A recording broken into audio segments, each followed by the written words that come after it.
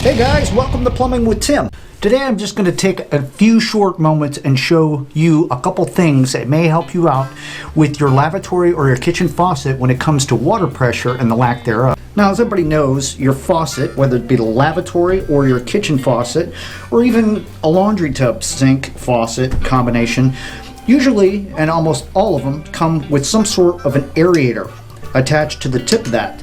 I'm going to tell you something you can do with that to try to restore water pressure for a longer period of time, especially if you live in an area where your water quality is kind of bad and you're constantly getting minerals clogging that thing up.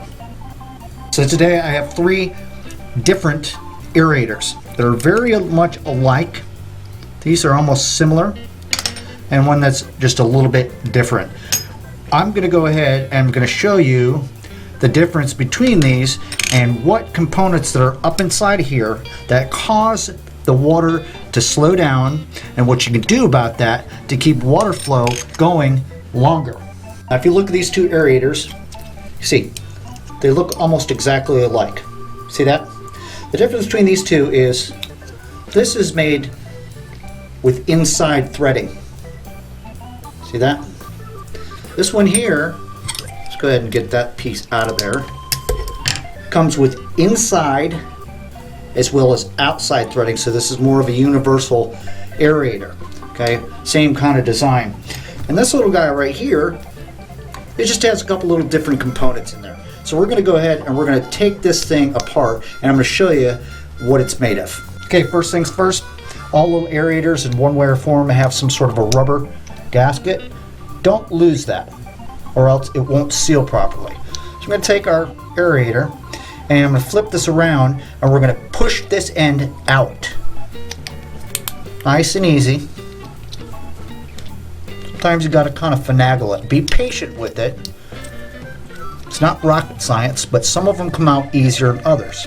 This one I seem to be struggling a little bit with. So, if that happens to be the case, stop what you're doing, take a break, and come back and work at it. But this thing will push out through that sleeve. You just have to work at it. First things first, safety. Put yourself on, if you're right-handed, put on a left-handed glove. If you're left-handed, put a right-handed glove on. Take this aerator, if you have indeed this type of aerator that's got that little screen on there, hold it in your left hand, carefully take yourself a little razor knife, get back behind that red piece. Watch. You don't want to stab your fingers. See that? I just popped that piece out of there. Now it's gone. Now the inside of this piece is more exposed, but there is a way to take that piece out as well and to clean it and maybe leave it out of there. But first and foremost, if you have this type of thing, this little screen is a first protection, and it's always going to clog up first. So you can either keep it in there and just run it through there, but if this does get clogged up, it's more difficult to get that blue piece in because it's more pressed. So my suggestion is you can always pop these little red things off that I took off, little screen, clean it out real good underneath the faucet, and go ahead and pop that thing back on there. You can also run the water over that while it's off, pop it back into place. Alright, and then back into your casing. That's one style. Let me show another. Alright, in this case we just took the blunt end of a small pick and I'm popping it out. See that? It popped out. Now if you take a look at this, this looks like all one compressed piece. Huh. Now this thing still gets clogged up. I'm going to show you what you can do to still keep a good aerating action happening in your faucet, but to reduce the amount of crud that gets built up in here. Check it out. Okay, here's that style that I showed you that's universal kind of. It's got inside threads and it's got outside threads. So we want to do the same thing we did with the last one. Go ahead and flip it over and push that piece out. Look at the first thing that happened. This little piece right here came out. Fits down like this over top, just like that. Now dirt and debris can get up inside here, so what you want to do is take yourself a little pick, see that? Little pick, and I'm going to try to take and pull this inside piece off.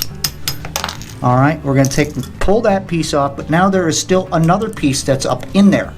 Check it out. Oh. Now at this point, you can take and leave this piece out of there. This is much easier to just clean out. And you're still going to get the same aerator effect without this guy being on there. This is like a water saver.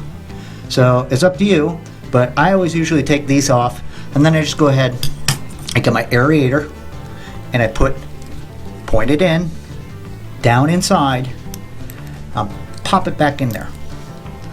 Now you're going to reinsert it and put your washer back into place.